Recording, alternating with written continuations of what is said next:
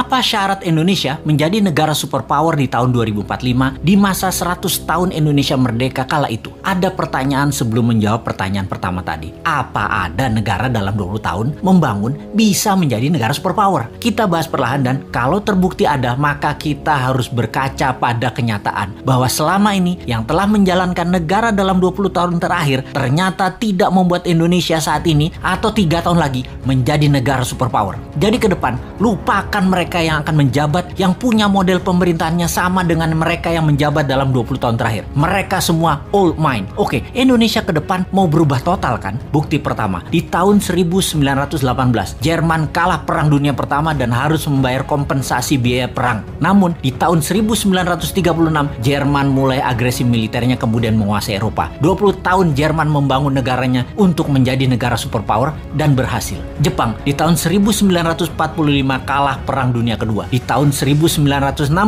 Olimpiade modern pertama di dunia diadakan di Tokyo. Dunia terkejut dengan kemajuan teknologi dan ekonomi Jepang hanya dalam 20 tahun. Itu bukti kedua. Tiananmen 1989, Tiongkok tumpah darah. Investor barat hengkang dari Tiongkok. Tiongkok di bawah Deng Xiaoping melawan dunia termasuk mengatakan Gorbachev goblok, dan sejak saat itu mereka menjalankan sistem moneter sendiri hingga di tahun 2008 Olimpiade Beijing. Dunia tersentak. Tiongkok menjadi negara sangat kaya hanya dalam 20 tahun. Ketiga itu terjadi dalam kurun waktu 20 tahunan membangun negaranya. Atau kalau kita mau tambah lagi termasuk bagaimana membangun Dubai, city country tersebut menjadi negara makmur hanya dalam 20 tahun. Kembali ke Indonesia. Bagaimana kita melihat Indonesia dalam 20 tahun terakhir? Siapa saja pemimpinnya? Apakah mau lagi dengan mereka-mereka dan orang-orang yang sepemahaman dengan mereka? Kita detailkan. Selama 20 tahun terakhir siapa yang menjabat? Mereka adalah 3 tahun Ibu Mega, 10 tahun Pak SBY, dan 7 tahun ini Pak Jokowi. Apakah dalam 20 tahun ini Indonesia seperti Jerman setelah Perang Dunia Pertama menjadi negara superpower? Apakah Indonesia menjadi negara maju modern seperti Jepang setelah Perang Dunia Kedua? Dan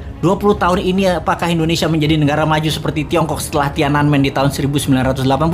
Maka jawabannya adalah belum atau tidak tercapai sama sekali. Jauh dari cita-cita negara modern ala Jepang, negara kaya ala Tiongkok, negara superpower ala Jerman. Apa masalahnya? Karena memang tidak punya konsep bernegara yang mumpuni, yang terorganisir dalam jangka panjang dan kuat strategi bernegaranya baik di dalam dan di luar negeri. Kita tanya lagi, calon kandidat 2024 nanti, siapa yang punya konsep bernegara yang akan membuat Indonesia berdiri di atas kaki sendiri? Atau kita lihat lebih dalam, jangan-jangan kandidat yang ada hanya memirror 3 kandidat terakhir bernegaranya. Apakah sahabat mau ke depan dijalankan pakai cara deket-deket dengan model bernegara 3 presiden terakhir? Rasanya dapat dipastikan Indonesia akan stagnan jalan di tempat. Kita bukan menyalahkan 3 presiden terakhir tersebut, namun mereka sudah menjalankan negara menjadi seperti saat ini dan tetap utuh. Itu hebat. Namun ke depan kita ingin lebih berdaulat lagi, bukan? Beranikah bangsa Indonesia melakukan sesuatu yang baru, yaitu pilih yang bukan mirip-mirip rejim 3 presiden terakhir? Adakah kandidatnya? Sungguh, sekali lagi kita tanya, maukah pemimpin baru yang punya tim baru yang segar, yang berbeda, dan berani melawan arus utama perpolitikan lokal serta internasional, atau tetap memilih mereka yang saat ini ada di dalam etalase yang semuanya memirror 3 presiden terakhir di Indonesia? Kalau saya pribadi, saya capek dengan yang ada. Akan terukur sekali pencapaiannya kalau kira-kira dengan para kandidat yang ada saat ini. Bagaimana menurut sahabat? Siapa yang bisa membuat Indonesia menjadi negara superpower di tahun 2045 itu?